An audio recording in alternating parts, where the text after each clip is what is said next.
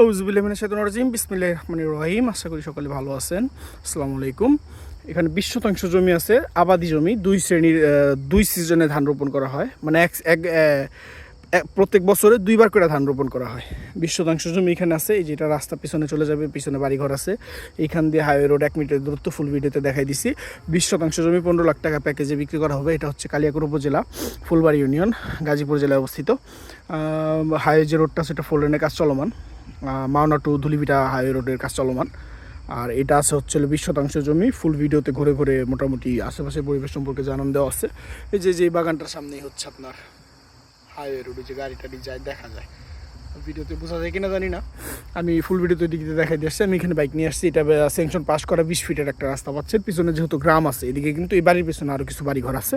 এই যে এখান দিয়ে পরবর্তীতে আস্তে আস্তে নিতে পারবেন। এটার এদিকেও বাড়িঘর আছে। তো পছন্দ হলে অবশ্যই যোগাযোগ করবেন। ধন্যবাদ। আসসালামু আলাইকুম।